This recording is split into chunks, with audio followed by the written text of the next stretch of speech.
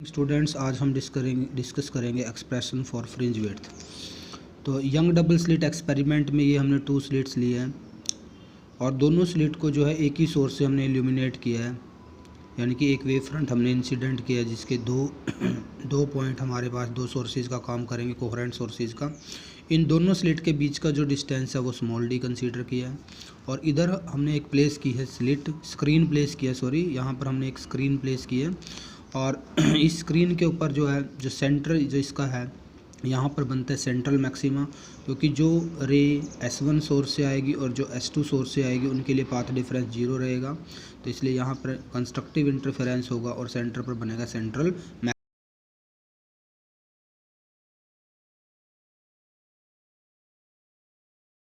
Slit से जो distance है वो कैपिटल D हमने कंसीडर किया है। स्क्रीन का जो सेंटर है वो C और दोनों स्लिट के बीच में जो सेंटर है वो O। ठीक है, तो यहाँ पर कोई पॉइंट P कंसीडर करते हैं जो कि पोजीशन है सेकेंडरी मैक्सिमा या मिनिमा की पोजीशन है, जो कि हम according to condition find out करेंगे। जब कंस्ट्रक्टिव इंटरफेरेंस की कंडीशन लगाएंगे तो यहाँ पर सेकेंडरी मैक्सिमा बनेगा और अगर डिस्ट्रक्टिव इंटरफेरेंस की कंडीशन लगाएंगे तो यहाँ पर सेकेंडरी मिनिमा बनेगा। सेंटर से हमने इस पॉइंट P का डिस्टेंस कंसीडर कर लिया x। तो लाइट जो S1 सोर्स से जाएगी और जो लाइट S2 सोर्स से जाएगी, इन दोनों का पाथ डिफरेंस सबसे पहले हमें फाइंड आउट करना है। तो पाथ डिफरेंस निकाल लेते हैं S2P minus S1P, S2P minus S1P। तो ये पाथ डिफरेंस आएगा और सबसे पहले S2P हम फाइंड आउट करेंगे, उसके लिए हम ये ट्राइंगल यूज़ करेंगे। इसमें हमारा जो हाइपोटेनस आएगा S2P, इसका स्केयर जो आएगा this is equal to S2F का स्केयर और प्लस में क्या हो जाएगा PF स्केयर। तो ये हमारे पास जो है यहाँ से हम फाइंड आउट कर लेंगे पाइथागोरस थ्योरम लगा करके S2P square is equal to S2F square और प्लस में PF स्केयर। अब इनकी वैल्यू हमें पुट करनी है। देखो S2F की वैल्यू हमारे पास है D, तो यहाँ जाएगा D स्केयर प्लस में जो हमारे पास देखो यहाँ P से लेके F तक का जो डिस्टेंस है, सेंटर तक का डिस्टेंस हमारा x है, P से लेके सेंटर तक का डिस्टेंस x, और ये जो डिस्टेंस आएगा C से लेके F तक का डिस्टेंस, क्योंकि ये टोटल डिस्टेंस हमारे पास S1 S2 के बीच में D है, तो ये हाफ रह जाएगा D/2। तो ये आ जाएगा x प्लस D/2 और PF का स्केयर दे रखा तो स्केयर हो जाएगा। अब S2P हमें फाइंड आउट करना है, तो स्केयर को इधर ले आओ, इधर आके ये स्केयर रूट हो जाएगा और यहाँ से हमें D स्केयर इसमें से अंदर से कॉमन ले लेंगे तो D स्केयर यहाँ से बचेगा 1 और इसमें से जब D स्केयर कॉमन लेंगे तो D स्केयर इसके डिवाइड में आ जाएगा और स्केयर रूट का अब इसका हटाना है हमें, D स्केयर का स्केयर रूट हटाएंगे तो D आएगा और इसके ऊपर हम लिख सकते हैं पावर 1/2। अब इसको हमें बाइनोमियली एक्सपेंड करना है, ये जो टर्म हमारी आई है इसको बाइनोमियली एक्सपेंड करेंगे हम, तो ये 1/2 यहाँ पर ले आएंगे 1/2 और हाइयर पावर टर्म जो आएगी उनको हम नेगलेक्ट कर देंगे। तो D की मल्टीप्लाई अंदर कर देते हैं, यहाँ से आ जाएगा S2P की वैल्यू जो आएगी D प्लस 1/, देखो यहाँ D को मल्टीप्लाई करेंगे, एक D से एक D कैंसिल, तो डिवाइड में एक D बचेगा सिर्फ, तो 1/2D और ब्रैकेट में x प्लस D/2 का होल स्क्वायर। तो ये हमने S2P की वैल्यू निकाल लिया। सेम इसी मैनर में हमें किसकी वैल्यू निकालनी है, S1P की वैल्यू। तो ये ट्राइंगल हमारे पास बने हुई है, देखो S1E और P, जहाँ पर E पर जो है 90 डिग्री का एंगल है, तो S1P जो आएगा S1P this is equal to S1E square plus में PE स्केयर। तो यहाँ पर मेन जो है S1E की तो वैल्यू हमें पता है किसके इक्वल है, D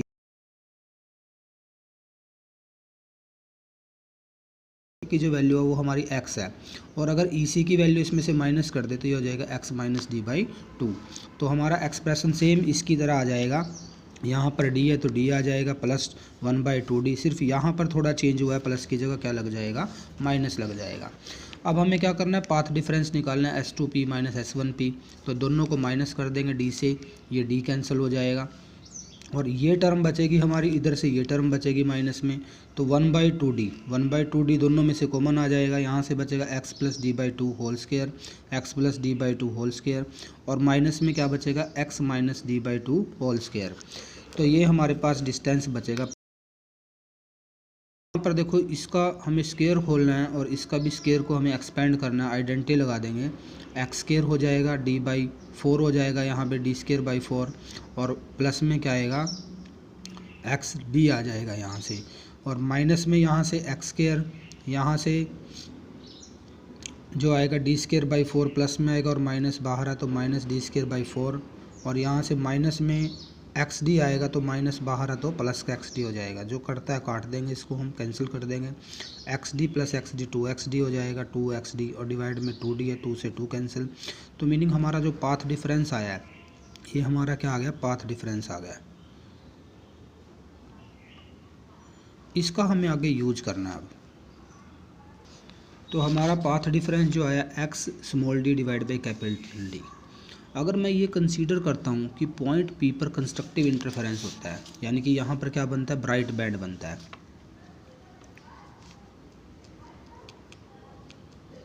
constructive interference, constructive interference की कंडीशन थी पाथ डिफरेंस जो होता है कंस्ट्रक्टिव इंटरफेरेंस के केस में, पाथ डिफरेंस ये हम लेके चलते हैं n into lambda integral multiple of wavelength, यानी कि x small D divide by capital D जो आएगा this is equal to n into lambda. और यहाँ से अगर मैं x की वैल्यू निकालता हूँ तो x is equal to n lambda, capital D ऊपर चला जाएगा, स्मॉल डी हमारा नीचे आ जाएगा। और ये एक तरह से जनरल फार्मूला हम राइट कर देंगे।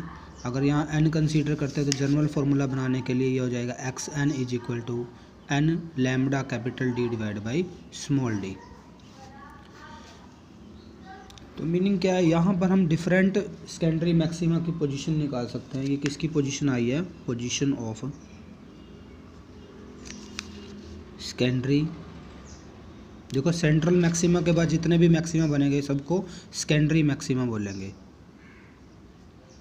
सेकेंडरी मैक्सिमा की पोजीशन हमारी आएगी, या हमारी कैसी फ्रिंजेस बनेगी, ब्राइट फ्रिंज हमारी यहाँ पर बनेगी। के लिए हम निकाल लेंगे, अगर हम फर्स्ट ब्राइट फ्रिंज के लिए निकालते हैं तो अगर मैं n की वैल्यू यहाँ पर 0 पुट कर देता हूँ तो n 0 का मीनिंग क्या है, सेंट्रल मैक्सिमा। क्या आ जाएगा, सेंट्रल मैक्सिमा की पोजीशन आ जाएगी, यानी कि सेंट्रल ब्राइट फ्रिंज जो बनेगी उसकी पोजीशन हमारी आ जाएगी। तो x नोट जो आएगा दिस इज इक्वल टू 0, यानी कि स्क्रीन का जो सेंटर है यहाँ पर x की वैल्यू 0 है तो यहाँ पर क्या बनेगा, सेंट्रल मैक्सिमा बनेगा। यहाँ पर सेंट्रल मैक्सिमा यानी कि ब्राइट बैंड बनेगा यहाँ पर हमारा, या ब्राइट फ्रिंज बनेगी। उसके बाद हम अगर कंसीडर करता हूँ n is equal to 1, n को मैं 1 पुट करता हूँ तो यहाँ से x1 जो आएगा हमारा this is equal to lambda D divide by small D. ये हमारा फर्स्ट सेकेंडरी जो ब्राइट फ्रिंज बनेगा, ये क्या बनेगा, फर्स्ट ब्राइट फ्रिंज, या इसको फर्स्ट सेकेंडरी मैक्सिमा भी बोल सकते हैं हम। और अगर n is equal to 2 put करते हैं हम तो हमारे पास क्या आएगा, x2 की वैल्यू आएगी 2 lambda capital D divide by D. ठीक है, इस तरह से हम फाइंड आउट कर सकते हैं। और nth के लिए हमारे पास ये है। और अगर मैं n की वैल्यू n-1 पुट कर देता हूँ तब भी हम इसका फॉर्मूला डिराइव कर सकते हैं।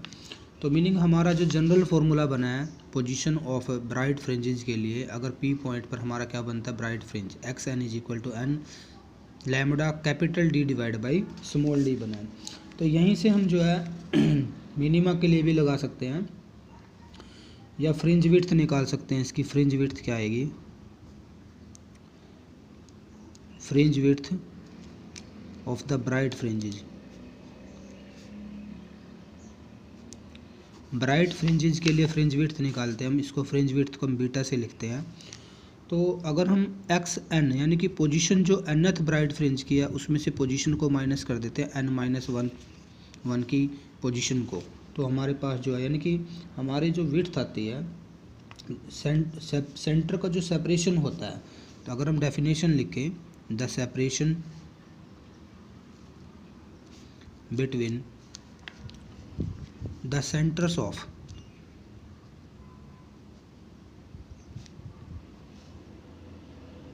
two consecutive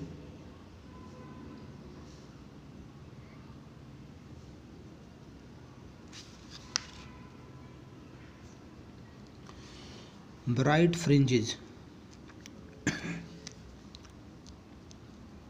is the width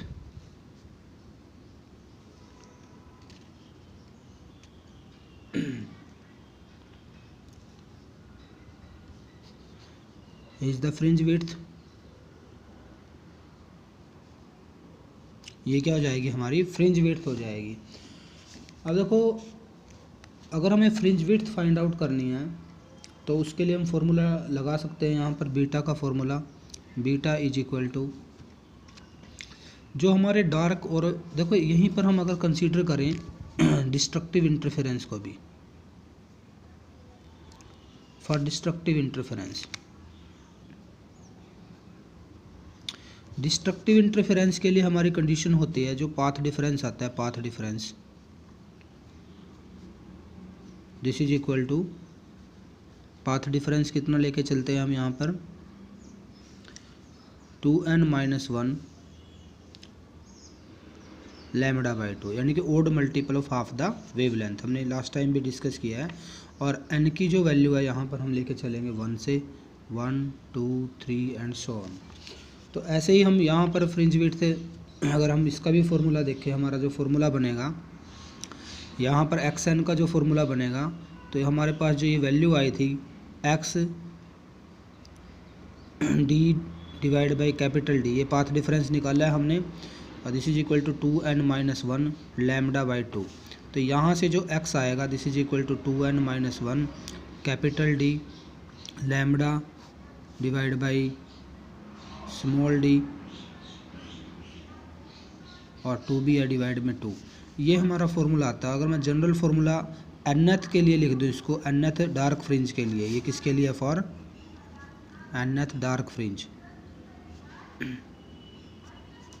भी अगर मैं ये कंसीडर करता हूँ पॉइंट P पर हमारे डार्क फ्रिंज बनते हैं, ठीक है, तो डिस्ट्रक्टिव इंटरफेरेंस होता है, तो उसके लिए हमारा फॉर्मूला ये आता है।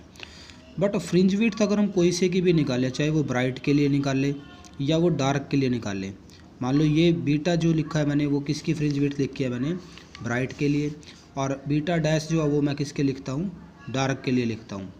तो दोनों की फ्रिंज विड्थ इक्वल आएगी, और ये फ्रिंज विड्थ जो आएगी हम माइनस करके निकाल लेंगे। अगर दो डार्क बैंड का जो सेंटर है, मान लो हमारे पास डार्क बैंड बने हुए हैं, अल्टरनेट पोजीशन पे ब्राइट और डार्क बैंड बनेंगे, उनके बीच का जो हम दो कॉन्सिक्यूटिव के बीच का, कॉन्सिक्यूटिव ब्राइट फ्रिंजेस के बीच का जो डिस्टेंस लेते हैं, डिस्टेंस ऑफ सेपरेशन, उसको तो हम बोलेंगे बीटा डैश, यानी कि ब्राइट जो हमारे डार्क फ्रिंज बनी हुई है उसकी विड्थ।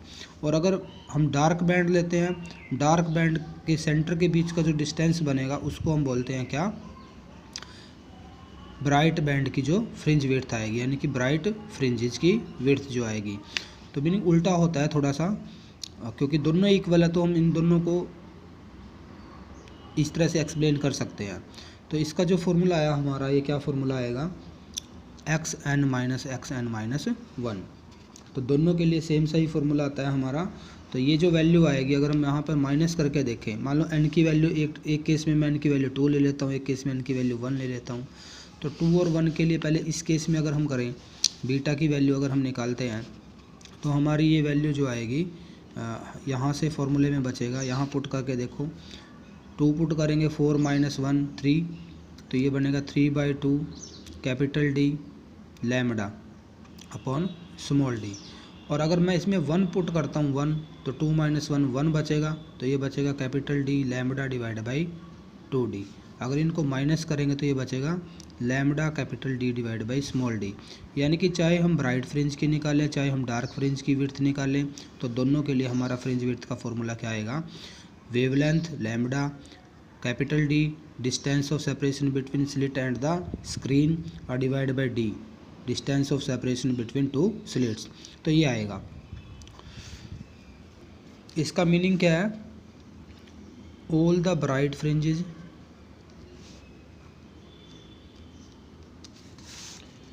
एंड डार्क फ्रिंजेस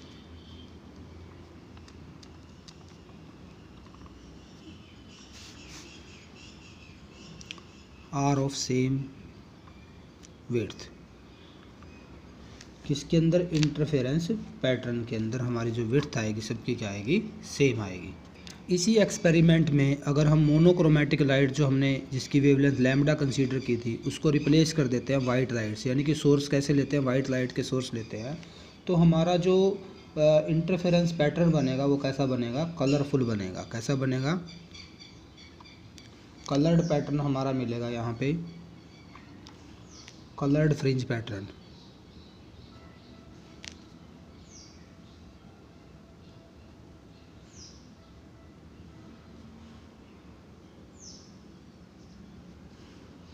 कैसा पैटर्न मिलेगा हमें? कलर्ड पैटर्न मिलेगा। और जो सेंट्रल फ्रिंज आएगी, सेंट्रल फ्रिंज हमारी कैसी आएगी? वो हमारी आएगी वाइट। ठीक है, तो इस तरह का पैटर्न हमें मिलेगा। और अगर फ्रिंज विड्थ की भी बात करें तो फ्रिंज विड्थ जो आएगी, क्योंकि वेवलेंथ के डायरेक्टली प्रोपोर्शनल है, तो जिस कलर की वेवलेंथ ज़्यादा, मीनिंग रेड कलर की वेवलेंथ ज़्यादा है, तो फ्रिंज विड्थ ज़्यादा होगी। और वायलेट कलर की फ्रिंज विड्थ जो आएगी वो क्या आएगी? सबसे कम आएगी। तो मीनिंग क्या, फ्रिंज की विड्थ भी चेंज हो जाएगी और साथ में हमारा जो पैटर्न है, पहले जो ब्राइट और डार्क बैंड मिल रहे थे, अब हमें कैसे कलरफुल बैंड मिलेंगे। तो रेड कलर की जो फ्रिंज विड्थ आएगी वो सबसे ज़्यादा, वायलेट कलर के लिए जो फ्रिंज विड्थ आएगी वो सबसे कम आएगी, क्योंकि वेवलेंथ जो होती है रेड कलर की सबसे ज़्यादा होती है। ठीक है, इसलिए तो इंटरफेरेंस का जो हमारा पैटर्न होता है, इस तरह का पैटर्न मिलता है हमें। अल्टरनेट ब्राइट और डार्क बैंड्स हमें इसके अंदर मिलते हैं। तो इसकी इंटेंसिटी की जो कर्व है वो ये इंटेंसिटी की कर्व है। तो हर एक जितने भी ब्राइट बैंड बनते हैं सबकी इंटेंसिटी जो है सेम होती है। तो ये जो लाइन है ये करस्पॉन्ड करती है जहाँ पर इंटेंसिटी जो है, अगर दोनों सोर्स हम जो है आई नॉट इंटेंसिटी के लेते हैं, तो यहाँ पर हमारी टोटल जो इंटेंसिटी है वो कितनी हो जाएगी? 4 आई नॉट। यानी कि ये हमारी कंस्ट्रक्टिव इंटरफेरेंस को डिनोट करती है। और जो ये नीचे जो लाइन ली हुई है, ये जो लाइन हम कंसीडर करेंगे, ये लाइन हमारी इंटेंसिटी दिखाएगी 0, क्योंकि यहाँ पर हमारा क्या हुआ? डिस्ट्रक्टिव इंटरफेरेंस के लिए है। तो ये पोजीशन जो है, ये जो पोजीशन आई है, देखो यहाँ जो पोजीशन है, ये जो पोजीशन है, ये जो पोजीशन है, तो ये हमारी पोजीशन किसकी है?